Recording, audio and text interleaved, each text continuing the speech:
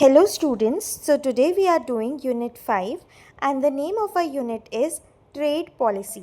So let us understand this unit.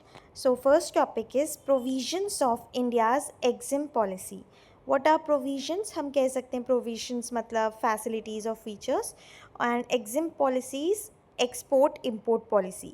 तो India की export import policies की कुछ फीचर्स या फैसिलिटीज़ को समझते हैं। सबसे पहले तो making Indian products more competitive in the international market.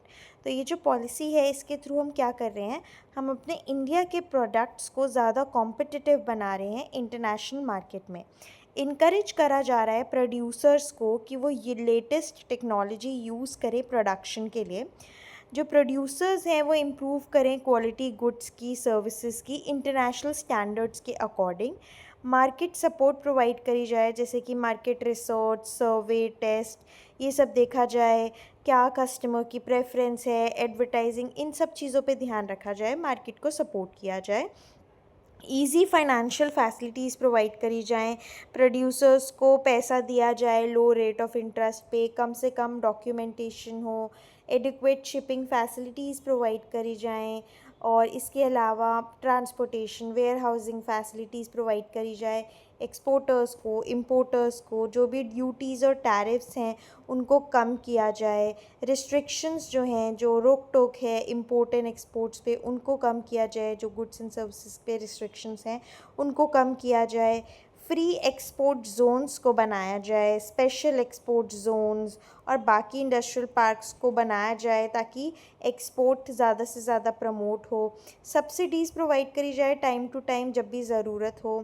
Then जो लिबरलाइजेशन है of exchange rate for easy conversation of foreign currency. Liberalisation मतलब थोड़ी छूट देना एक्सचेंज रेट में ताकि ईजिली फॉरेन करेंसी का एक्सचेंज कन्वर्जन हो सके।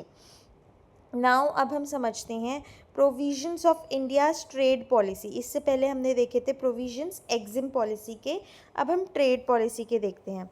तो इसमें क्या फैसिलिटीज़ हम देख सकते हैं, क्यों इसको लाया गया, ताकि रिड्यूस हो, कम हो इंपोर्ट टैरिफ्स, ताकि इंडियन मैन्युफैक्चरर्स जो हैं वो प्रोड्यूस कर सकें गुड्स एट लोअर कॉस्ट। देखो हम कुछ टेक्नोलॉजी बाहर से भी लेते हैं तो हम कुछ चीज़ें इंपोर्ट करते हैं, तो कम से कम अगर इंपोर्ट होगा तो हमारे मैन्युफैक्चरर्स के लिए भी सही रहेगा गुड को प्रोड्यूस करना लो कॉस्ट पे।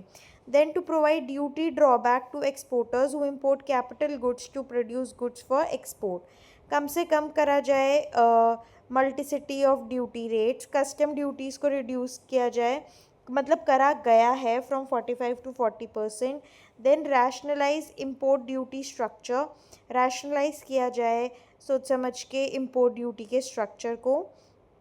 अब क्या मेजर्स अडॉप्ट किए जा सकते हैं, इंडिया क्या क्या मेजर्स अडॉप्ट कर सकता है इंटीग्रेट करने के लिए अपने ट्रेड को वर्ल्ड ट्रेड के साथ। इंडिया ने इंट्रोड्यूस किया न्यू इकोनॉमिक रिफॉर्म्स 1991 में, जिससे कि लिबरलाइजेशन, प्राइवेटाइजेशन, ग्लोबलाइजेशन हमने देखा। तो जो ऑब्जेक्टिव था वो था कि जितनी भी ट्रेड रिस्ट्रिक्शंस हैं उनको हटा दिया जाए और फॉरेन डायरेक्ट इन्वेस्टमेंट को इनकरेज किया जाए। एक्सपोर्ट ट्रांजैक्शंस जो हैं उनको सिंप्लीफाई किया जाए, उनको किया गया भी है कुछ हद तक। कम्युनिकेशन सिस्टम्स जो हैं उसको इम्प्रूव किया गया। ज़्यादा domestic and foreign direct investment को इनकरेज किया गया। स्पेशल इकोनॉमिक जोन्स और बाकी पार्क्स जो हैं वो क्रिएट किए गए हैं प्रमोट करने के लिए एक्सपोर्ट। अलग अलग तरह की ड्यूटीज़ और टैक्सेस को कम कर दिया गया है। इनोवेशन लाई गई है टेक्नोलॉजी में, उसको इम्पोर्टेंस दिया गया है। सब्सिडीज़ और बाकी बेनिफिट्स भी दिए गए हैं जिससे कि फॉरेन ट्रेड जो है उसको बढ़ावा मिले, इनकरेज हो।